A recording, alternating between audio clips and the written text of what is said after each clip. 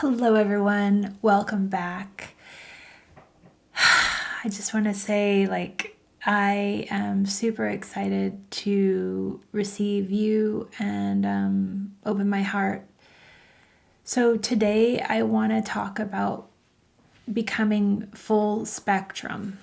Now, this is a new way for even me to think of this topic, but for me, I'm going to start with the card that I pulled for this episode, and it is from the Beyond Lemurian Oracle cards by Izzy Ivy, and the card itself is Full Spectrum. Step out of the black and white mentality of good and bad, honoring the full spectrum of life and see through fresh eyes.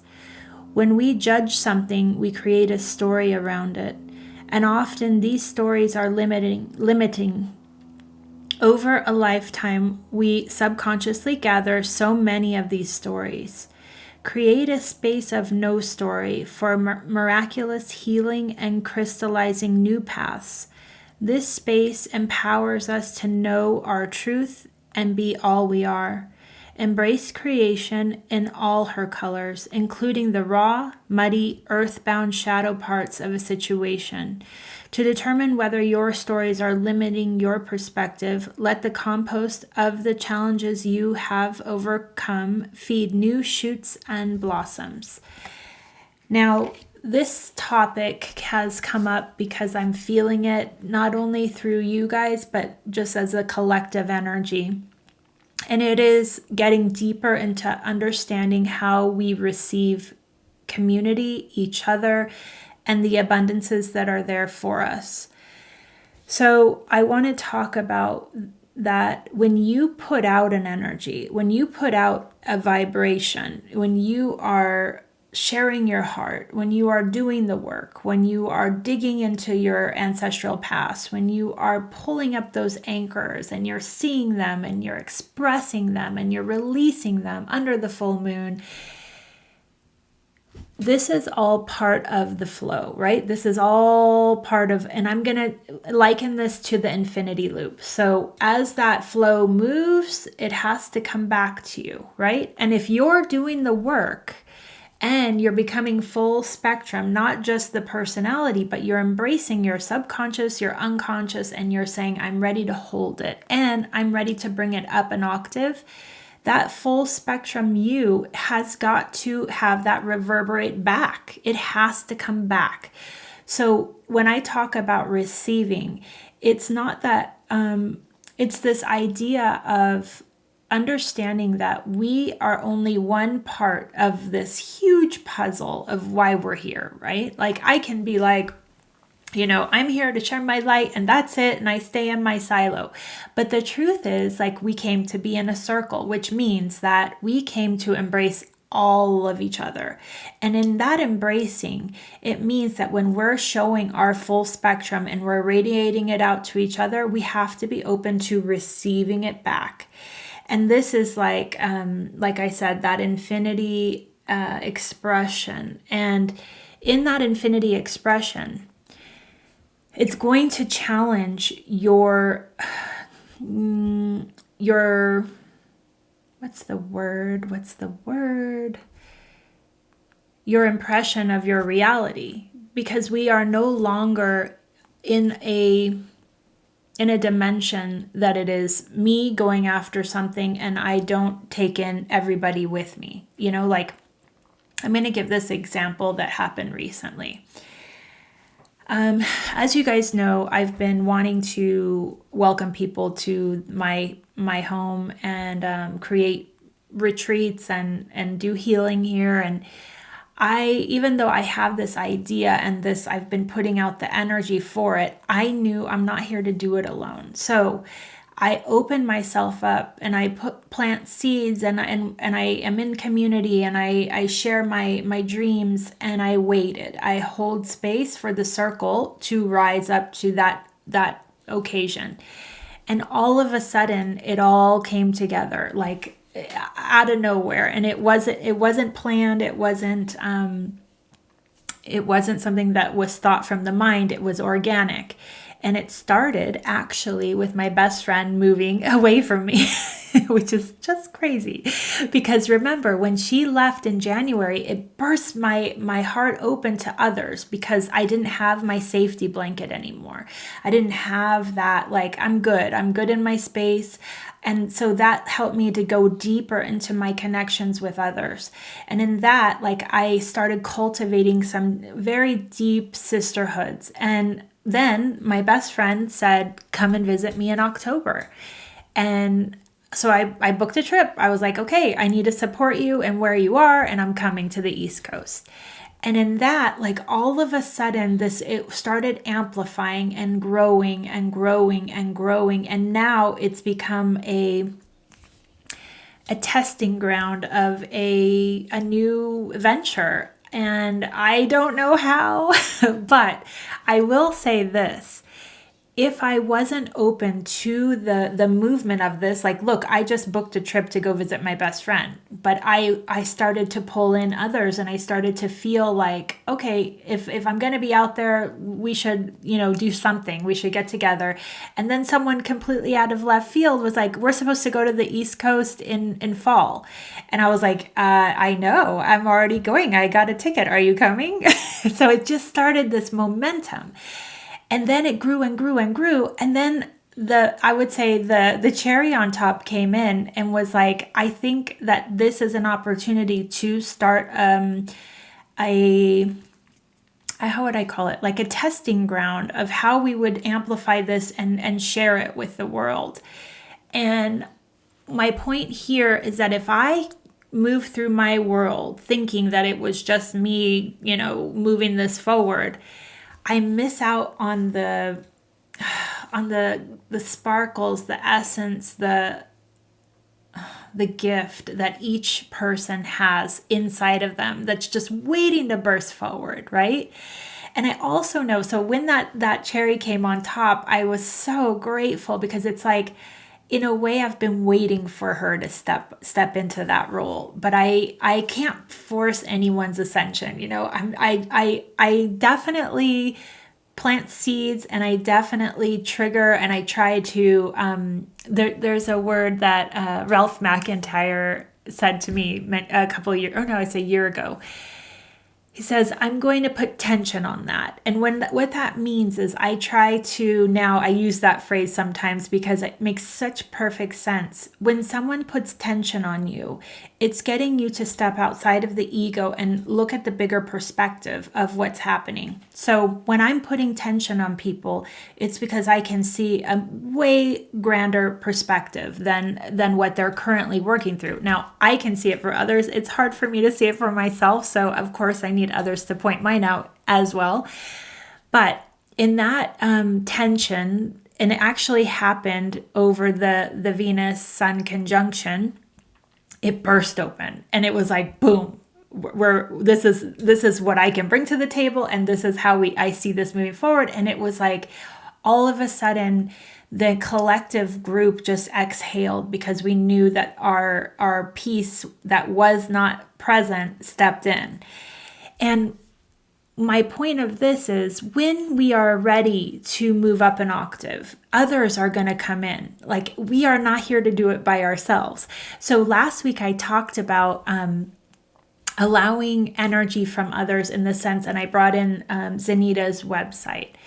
And why do I bring that in? And I kind of touched on this last week, but when there is someone that is holding such a centered space that can bring in a manifestation of physical reality and energy, and if you are feeling the call to expand. Now, we go into expansion and then we retreat, and we go into expansion and then we retreat.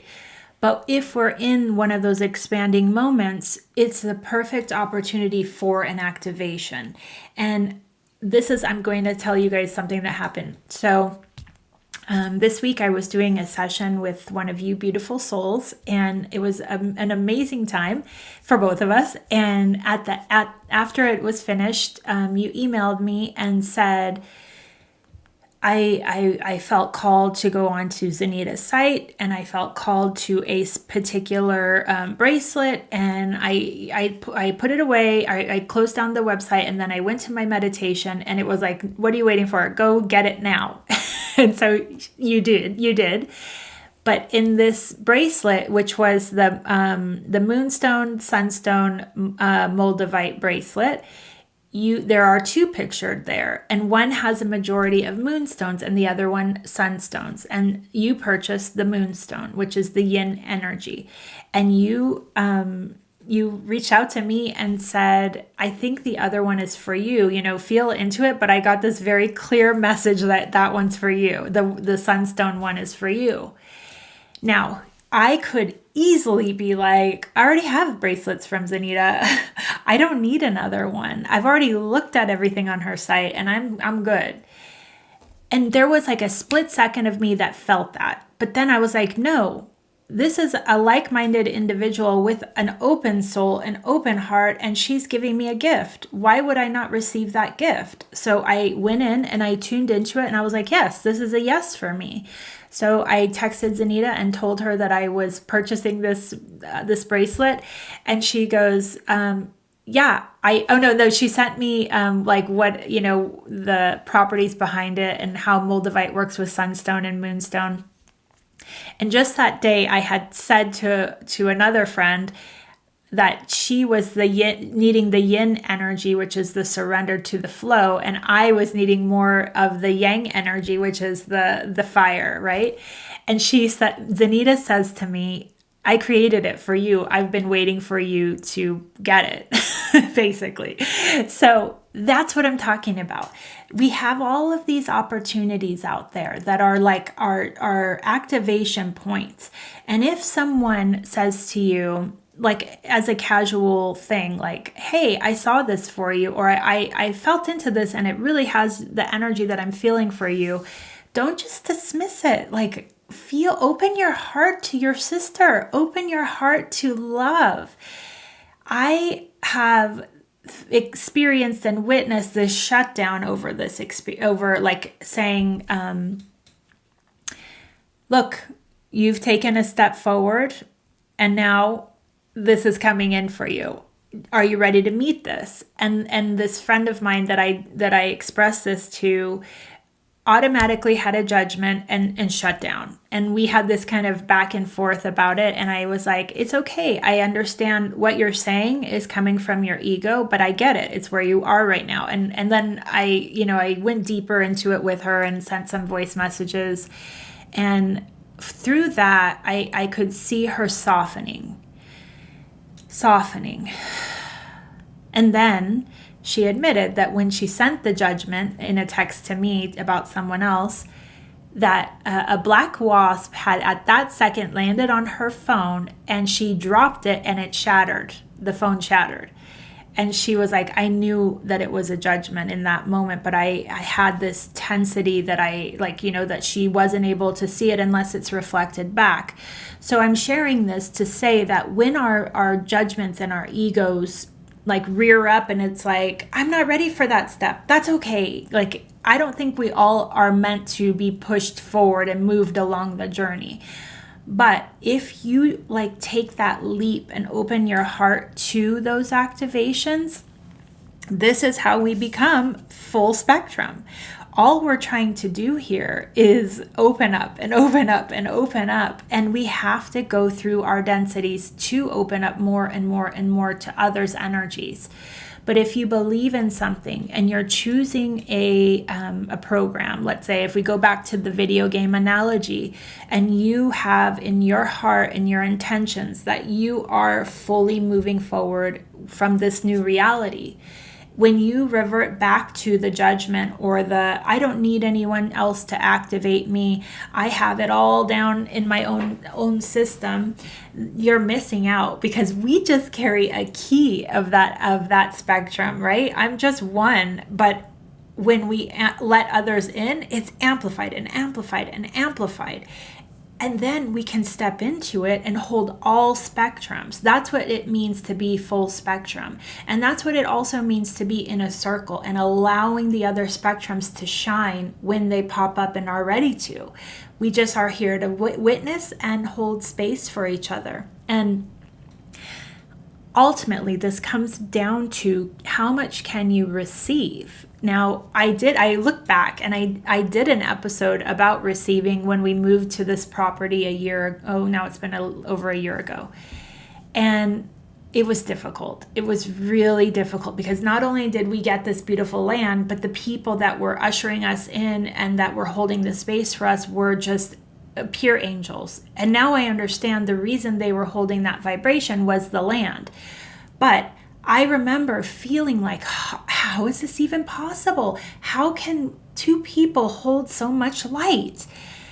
And I moved through it and I was like, am I even worthy of this, right? And we go through this process of like, we open up a little bit more and then more light comes in. And then we, have to vibe with that vibration for a minute. And then we open up a little bit more and then more light comes in. And it's like, as we move up in frequency, there is a different definition of receiving. That's how I would describe it. It's not just receiving a gift. It's receiving that person's heart. It's receiving the medicine that they obviously are in your path to impart with you. Like every person that I talk to, I'm always like feeling into, okay, what am I here to learn? Because it is an exchange. I'm not just, giving off energy. I'm also like, can I feel into what their story is and what nuggets can I take from it? And last night, Richard was saying to me, I don't even know where you come up with topics.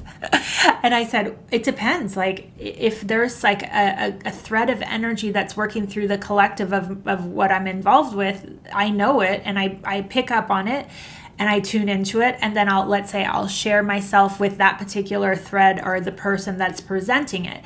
But then I understand that it's actually for the collective.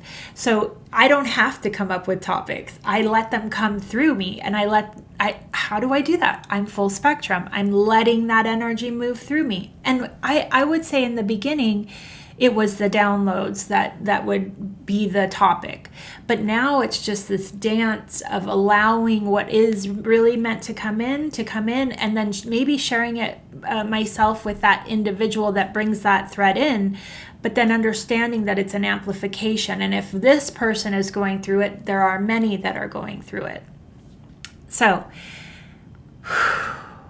sit with this. How are you being called to receive? It's not going to look like a third dimensional receiving anymore. It's going to be a heart activation. It's going to be an opening. It's going to feel like a spiral. It's going to feel overwhelming. I talk about when Zanita came into my life, this like, holy shit, I can't hold it. I can't. It's so much light. Like, I like we had only talked a few times because I just can't hold my vibration that high for very long. And, I think she's been in my life, let's say 6 months now, and I'm getting better and I'm getting more open to hold it. And it's like training wheels, and then she'll have periods where she goes into, another book that she's working on and we don't talk at all. And then I have time to recalibrate and work with all that has come in. So it is an ebb and flow, but it is when I get to this place of I'm ready to burst back open to receive, I'm going to tell you what happened. So I think it was like 3 days ago, I was in the shower and I use this sinus rinse bottle in the shower. And I mean, I've been using it, 20 years, let's say. So I'm a pro at it. It's not hard for me. But this morning, I went to go do my left nostril and I did squeeze the bottle and it shot right up into my brain. And I was like paralyzed. I couldn't move. It was like the most intense pain I've probably ever felt. Imagine like a brain freeze, but like amplified. And I just sat there and was like, this is for me. This is for me. Just let the water rush over me. Just let it go, let it go, let it go. And then I was like, what just happened? So then I'm tentative. Should I do the right side? And I'm like, it's not going to happen again. That was just something must have happened. So then I squeezed and it did. The other side went right up into the brain. And then I had to sit through that one. And then when I got out of the shower, I had some messages from Zanita, and I sent her back a voice message and told her what happened. And within a second, she's like, do you have time to talk? Why?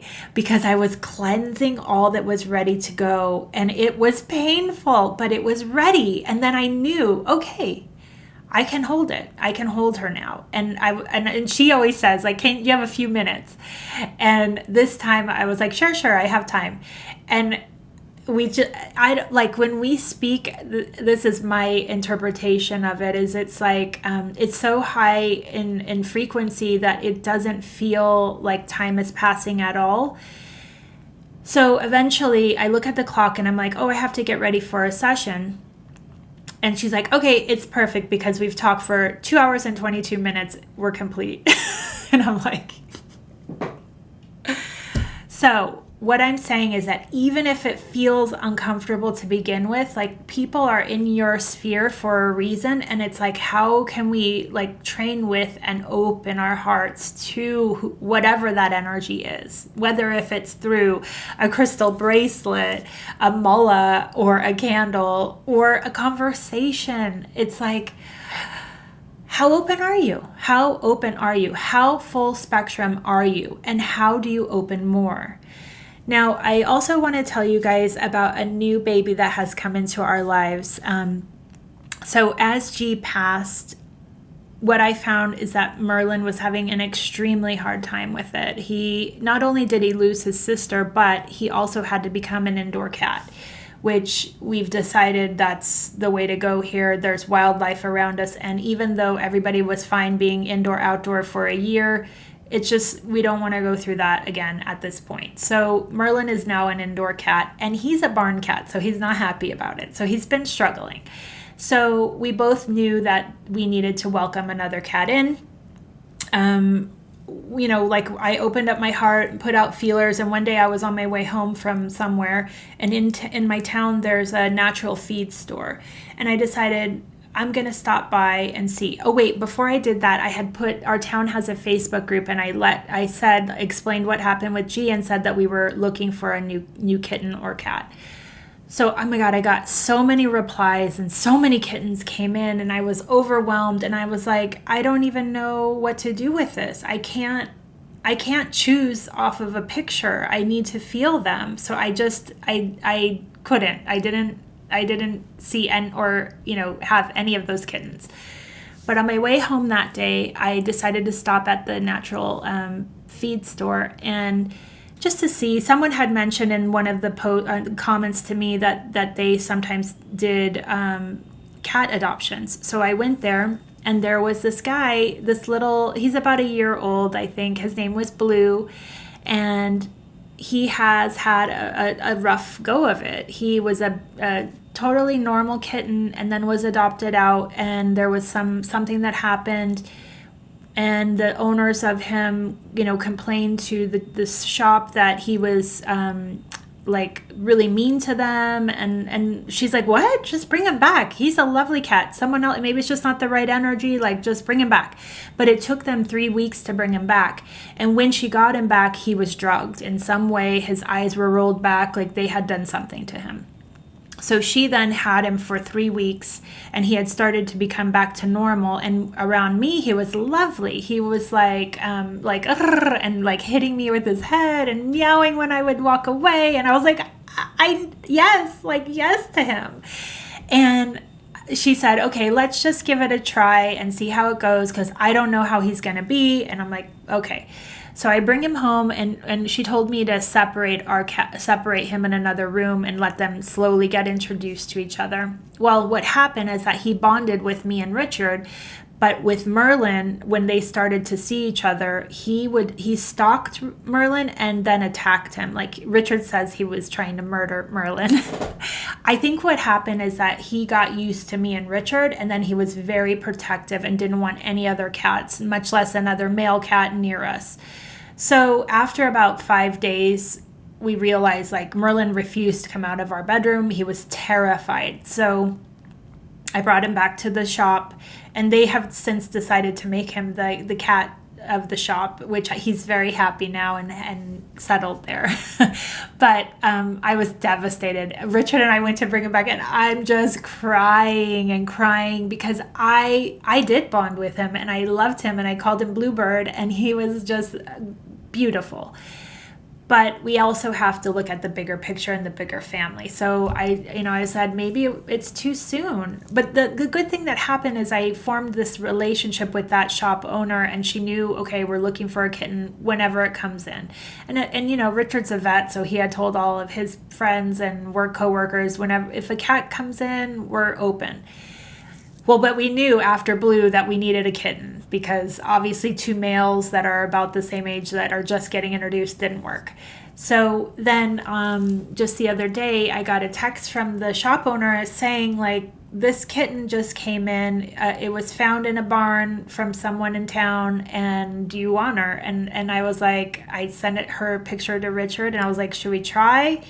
She's about 10 weeks old. He's like, yeah, go get her. Let's see. So I went and got her. And she is the sweetest little thing. She has, like, you pick her up and she purrs immediately. Like, she wasn't a feral cat. It clearly is someone, like, housed these kittens. And there was only her left. So someone took care of her. I mean, she has, like, normal stool. Like, she's been taken care of. She doesn't have bugs on her. She's good. But they dumped her. Now, this farm owner said that this happens often. People just think like, oh, this farm will take care of them, and they just drop them off there. So that's what they think happened. She's an angel, super sweet. Now Merlin, after the experience with Blue, is terrified to even like go like see who's the new one here. So they're still getting to know each other's vibe, but because she is a baby and she just wants love, she's not in any way territorial. I think it's going to be fine. And we named her Sophia. And I was sharing that with Zanita, and she said, well, Sophia is wisdom and can hold all spectrums. And I said, yeah, and she does. Her coloring, she's a calico cat, and she holds all the spectrums of my other babies, which is red, black, and white. And she's a mix of them all. And again, this is an example of becoming full spectrum. So the day that she came in was August 28th, and the vibration of that day is 7, which is spiritual. And I feel like she's going to bring in some healing to us, and just has like the sweetest disposition and love, like love. And the night before she came in, I said to Richard, I'm going to stop looking. I don't think that's the way to go. Like I got all of these kittens like shown to me, and I don't feel any of them. So I'm just going to wait. But I want us to call in one that is sweet, kind, loving, is going to love everybody. And then the next day, Sophia came in. So this is what I'm saying. I thought like, okay, when I went to pick her up, there was Blue, and I was like, oh my God, let me go check on Blue first. And I went over to him. He's like roaming around the store, and he didn't even want to look at me. He was fine. He's like chill now. There's 2 other cats in the store, and he's making friends with them, and he's happy. So my guilt about having him go back was like alleviated. And then in the rush of Sophia came in, and if I didn't go through the opening up to Blue, I wouldn't have met the owner, and she would not have called me for Sophia. So sometimes the opening can feel painful, or even like bring up, I was in tears about Blue.